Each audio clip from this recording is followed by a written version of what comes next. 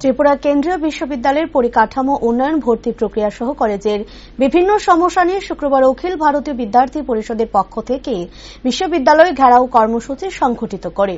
অখিল ভারতীয় বিদ্যার্থী পরিষদের পক্ষে এক ছাত্র প্রতিনিধি বলেন, কোভিড মহামারীর সময় যে সমস্ত ছাত্রছাত্রীর পরীক্ষা সম্পন্ন হয়নি তাদের একাডেমিক ক্যালেন্ডারের মাধ্যমে সঠিক সময়ে পরীক্ষা সম্পন্ন হয়।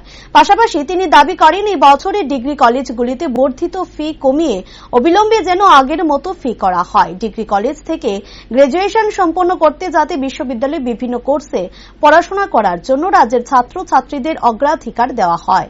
এছাড়া অন্যান্য বেশ কিছু বিষয় সহ 10 দফা দাবিতে এদিন বিশ্ববিদ্যালয় ঘেরাও কর্মসূচি সংঘটিত করে অখিল ভারতীয় বিদ্যার্থী পরিষদ। যেন সঠিক সময়ে তাদেরকে একাডেমিক ক্যালেন্ডার যে রয়েছে ইউনিভার্সিটির সেটা যেন ঠিক করা হয় এবং আমরা চাই যে আমাদের যে ইউনিভার্সিটির ভর্তির ফিস এবং আমাদের মহাবিদ্যালয়ের যে ভর্তির ফিস রয়েছে সেটা যেন কম করানো হয়, কারণ এত বড় সংখ্যা, এত অ্যামাউন্টের সংখ্যা ছাত্রদের দেওয়া সেটা সম্ভব নয়।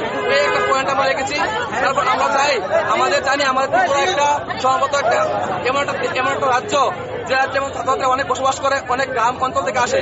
তাই আমরা চাই বিশ্ববিদ্যালয় কর্তৃপক্ষ যেন আমাদের দাবি একটা আছে, এটা আমাদের যে রাজ্যের যারা ছাত্রছাত্রীরা রয়েছে তাদের গ্রাজুয়েশনের পর যেন তাদেরকে বিশ্ববিদ্যালয়ের বিভিন্ন কোর্সের মাধ্যমে যে সিটের সংখ্যা রয়েছে যেন রাজ্যের ছাত্রছাত্রীর প্রায়োরিটি যেন বেশি দেওয়া হয় এবং তাদের জন্য সিট ক্যাপাসিটি বাড়ানো হয়।